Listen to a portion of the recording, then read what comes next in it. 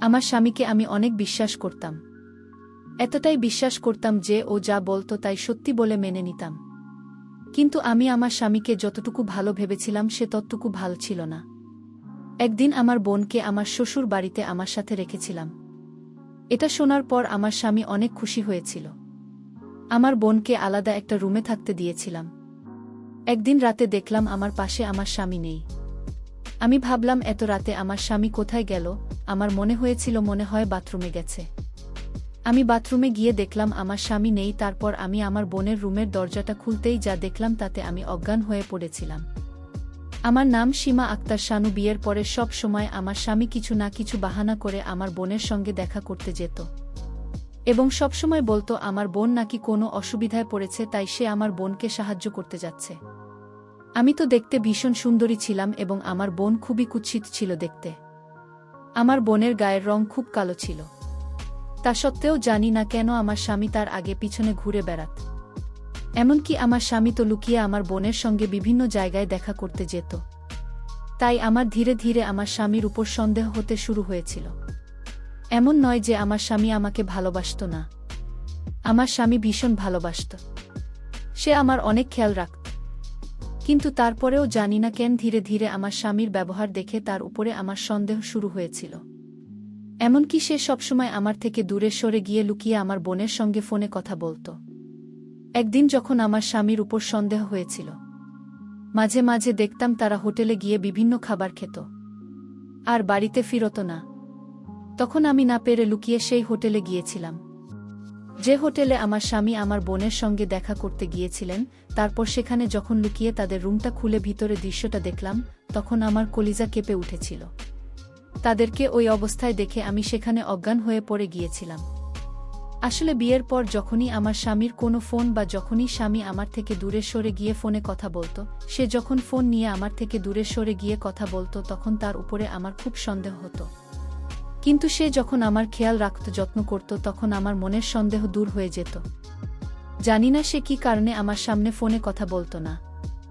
জানি না সে এমন কার সঙ্গে ফোনে কথা বলতো যে আমার থেকে দূরে সরে গিয়ে কথা বলতো।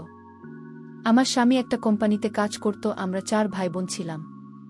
আমার বিয়ের 2 বছর আগে আমার ভাই আর বিয়ে হয়েছিল। কিন্তু আমাদের যেটা আসল বাড়ি ছিল, আমার ভাইয়া ও বৌদি সেখানে থাকে না। তারা শহরের একটা ভাড়ার ফ্ল্যাটে থাকে, কারণ আমার ভাইয়া সেখানে চাকরি করে। ছোটবেলাতেই আমরা নিজের বাবাকে হারিয়েছি এবং মা আমাদের 4 ভাই বোনের খুব আদর যত্ন সহকারে বড় করেছেন। আমাদের কোনো কিছু অসুবিধা হতে দেয়নি। আমার বাবা একজন স্কুল শিক্ষক ছিলেন, কিন্তু আমার মা খুব ধনী জমিদার পরিবারের মেয়ে ছিলেন। আমার মায়ের অনেক জমি জায়গা ছিল, তাই বাবা মারা যাওয়ার পরেও আমাদের কোনো টাকা পয়সার অভাব হয়নি, বা নিজের জমি জায়গা বিক্রি করে আমাদের 4 ভাই বোনের পড়াশোনা করিয়েছেন। ভাই বোনদের মধ্যে আমি মাঝে ছিলাম। আমার ভাই আর পরে আমি এবং আমার পরে আমার বোন আমার থেকে বয়সে 2 বছরের ছোট। আমার বোনের নাম কি হচ্ছে না, ও আমার মধ্যে খুব ভালো ছিল। ছোটবেলায় সে নিজের কালো রং নিয়ে খুবই আফসোস করতে, কিন্তু বয়স বাড়ার সঙ্গে সঙ্গে তার ট্যালেন্ট হতে থাকে। তারপর সে আর নিজের কালো রং রূপ নিয়ে আফসোস করত না, কারণ সে বুঝে গিয়েছিল আল্লাহ তাকে রূপ দেয়নি, কিন্তু গুণে দিয়েছে ভরপুর। তাই সে যেমন ছিল সে তাতে সন্তুষ্ট ছিল। ছোটবেলা থেকে আমি একটু সহজ সরল স্বভাবের মেয়ে ছিলাম এবং আমার বোন একটু ছোট স্বভাবের ছিল।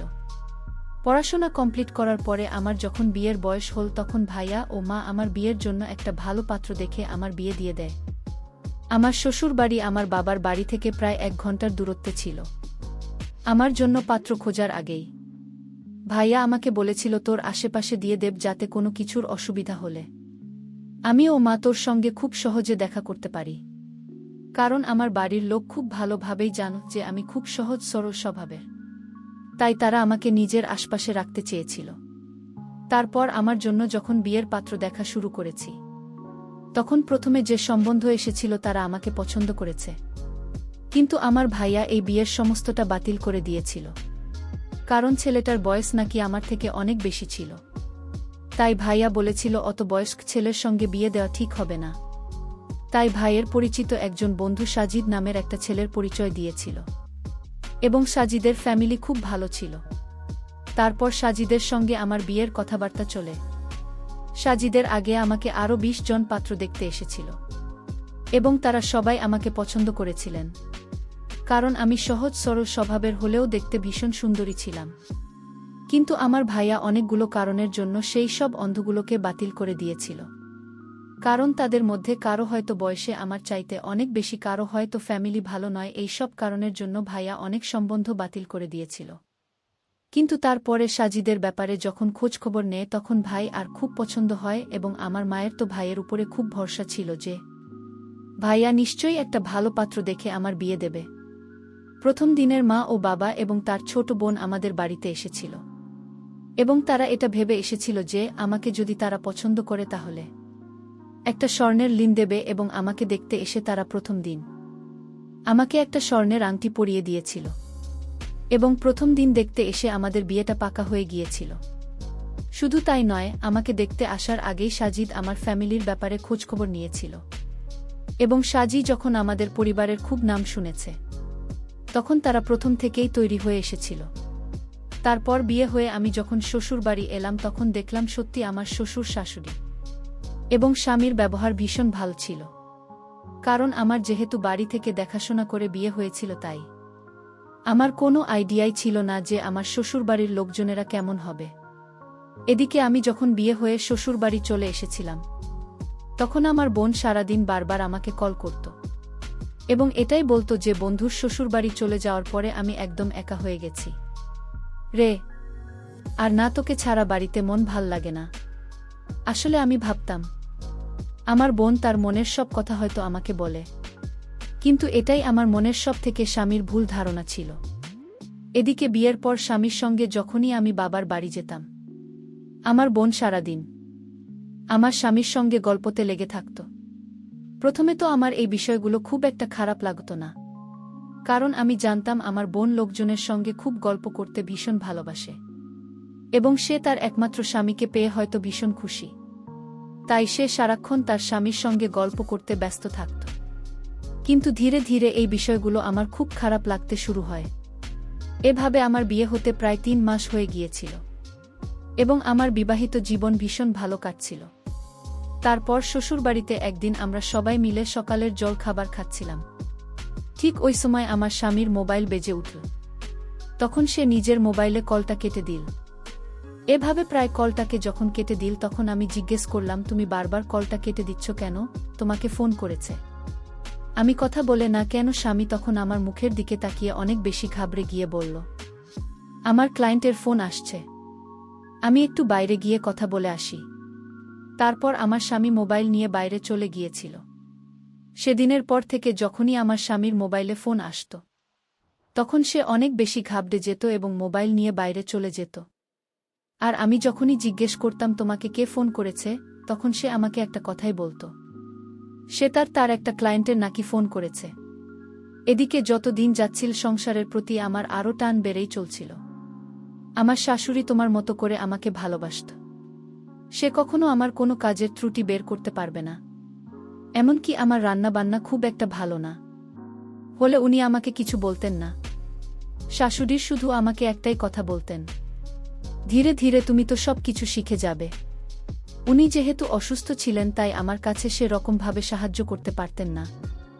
এমনকি আমি ওনাকে নিজে থেকেই বলেছিলাম যে আপনাকে কোনো কাজে সাহায্য করতে হবে না, আপনি নিজের শরীর স্বাস্থ্যের খেয়াল রাখবেন, বাড়ির সমস্ত কাজকর্ম আমি দেখে নেব।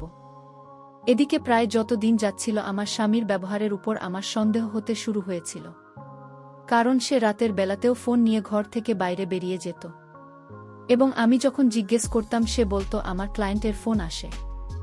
এমনকি একদিন রাতে খাবার খাওয়ার পরে স্বামীর মোবাইল রিং হল এবং সে তাড়াতাড়ি মোবাইলটা নিয়ে আমাদের ঘরের ভিতরে ঢুকে বলল।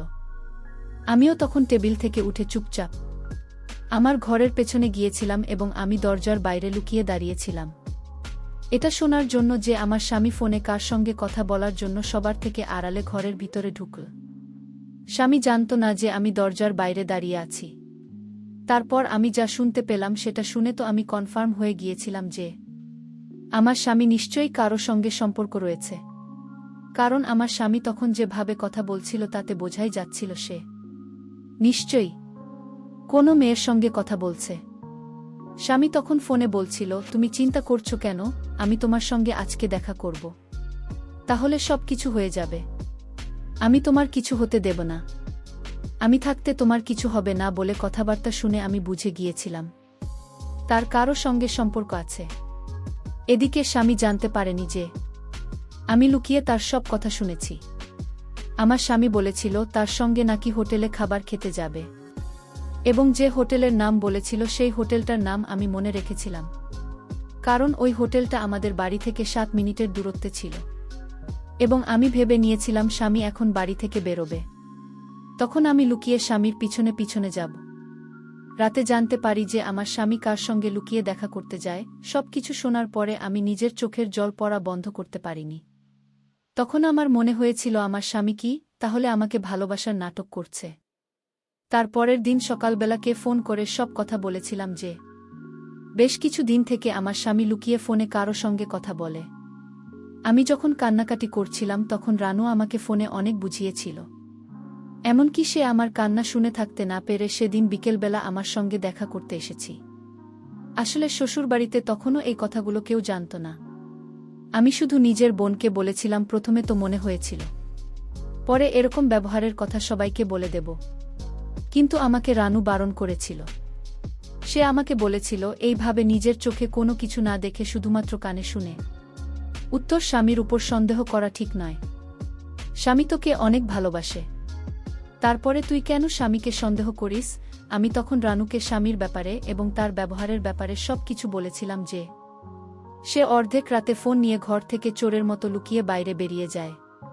তারপরেও জানি না কেন আমার বোন আমাকে বারবার একটাই কথা বলেছিল, তুই শুধু স্বামীকে সন্দেহ করছিস। তারপর আমার কথা শুনে বোন বলেছিল, ঠিক আছে, তো যখন স্বামীর উপর সন্দেহ হচ্ছে তাহলে কালকে আমিও তোর সঙ্গে যাব, এটা দেখার জন্য যে স্বামী লুকিয়ে তার সঙ্গে দেখা করে কিনা।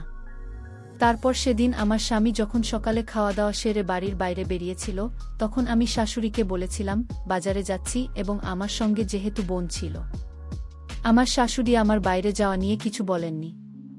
আমার শাশুড়ি ভালো মনের মানুষ ছিলেন, কিন্তু বাড়ির বুথের বাইরে যাওয়া খুব একটা পছন্দ করতেন না। কিন্তু সেদিন যেহেতু আমার বোন আমার সঙ্গে ছিল, তাই আমার শাশুড়ি কিছু বলেনি।